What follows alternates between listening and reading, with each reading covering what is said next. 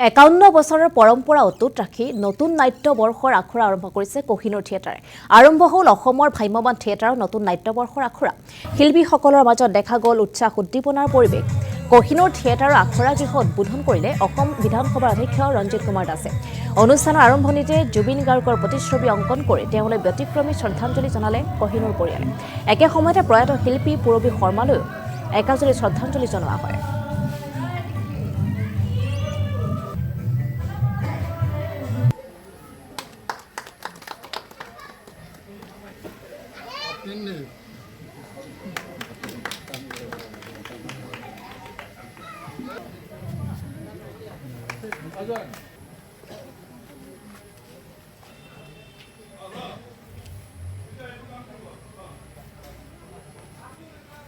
উপস্থিত আছে আমাৰ মহানাট্যবৰ্ষৰ অসমৰ বিভিন্ন অঞ্চলৰ সমিতিৰ কিছু বিষয়ববীয়া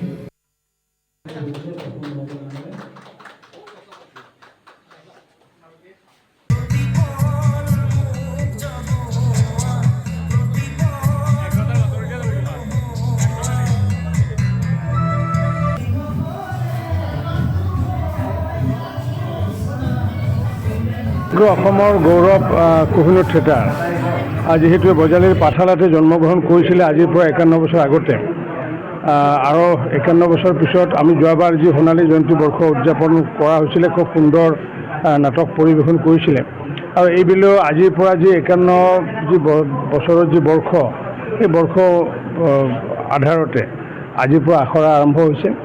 নিশ্চিত ওপৰত মই ভাবোঁ যে অসমৰ ৰাইজে আঁকোৱালি ল'ব আৰু নিশ্চিত ওপৰত থিয়েটাৰ আমাৰ অসমীয়া ৰাইজে জীয়াই ৰাখিছে।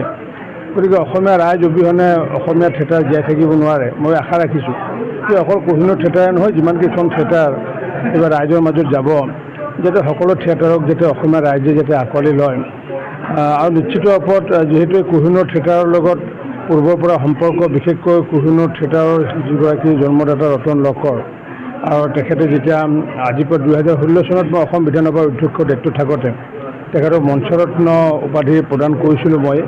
গতিকে সেইগৰাকী ব্যক্তিক পূৰ্বতো কেইবাবাৰো লগ পাইছোঁ, বহু বছৰ ধৰি লগ পাওঁ। গতিকে আজিৰ এই শুভক্ষণত মই ৰতন লকৰ ডাঙৰীয়াৰ আত্মাৰ চিৰশান্তি কামনা কৰিছোঁ। তেওঁ য'তে আছে নিশ্চিত ওপৰত তেওঁ শান্তিৰে থাকিব আৰু তাৰে পৰা যাতে আমাক যাতে কোহিনুৰ থিয়েটাৰৰ পৰিয়ালক যাতে আশীৰ্বাদ যাতে আজি যাতে প্ৰদান কৰি আগন্তুক দিনৰ ৰাইজৰ মাজত অধিক জনপ্ৰিয়তাৰে যাতে কোহিনুৰ থিয়েটাৰ যাতে আগুৱাই নিব পৰা যায় তাৰ কাৰণে ৰতন লকৰ ডাঙৰীয়াৰ আত্মাৰ পৰা আমি আশীৰ্বাদ বিচৰাৰ লগতে সমগ্ৰ অসমবাসী ৰাইজৰো আশীৰ্বাদ বিচাৰিছোঁ। পূৰ্বতে যেনেকুৱাকৈ এই থিয়েটাৰখন আঁকোৱালি লৈছিলে এইবাৰো যাতে অসমৰ ৰাইজে এই থিয়েটাৰখন যাতে আঁকোৱালি লয়। আহিছে খুব ভাল লাগিছে আৰু জুবিন দাক স্কেচ এটা কৰিছোঁ বহুত কষ্ট কৰি জুবিন দাক জীৱিত কৰি ৰখাৰ কাৰণে যিটো চেষ্টা কৰিছোঁ সেইখিনি সদায় থাকে। জুবিন দাৰ লগত আত্মীয়তা মোৰ কিমান আছিলে সেইবিলাক কথা মই ক'ব নাযাওঁ।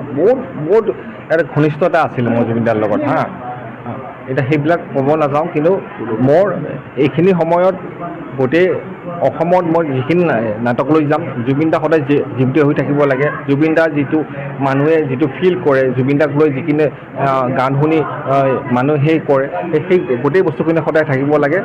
আৰু আজি যোৱাকালি এটা হঠাৎ এটা খবৰ পালোঁ পূৰবী শৰ্মা একদম নমস্য ব্যক্তি তপন দা পূৰবী বা হেমলেট দাগ হেমলেট দাগ আৰু সেই আছিলে আনাৰকলি আছিলে। সেই নাটকখনত তেখেত তপন দাস আৰু পূৰবী শৰ্মা ডাঙৰীয়াৰ প্ৰথম এণ্ট্ৰি আছিলে আমাৰ ভ্ৰাম্যমাণ থিয়েটাৰত আৰু খুব সেই বছৰটো খুব ধুনীয়া হৈছিলে। আৰু পূৰবী বাই এটা একদম মনত আছে এটা ডাইলগ সদায় লাগিছিলে, সদায় 2 দিন ভুল কৰিছিলে তেখেতে, সদায় চিঞৰিছিলে আমাৰ দৰ্শকে পূৰবী বাই সদায় সেই ডাইলগটো সদায় ভুল কৰে 2 দিন চিঞৰিছিলে। মই একদম অসমৰ গৌৰৱ কোহিনুৰ থিয়েটাৰ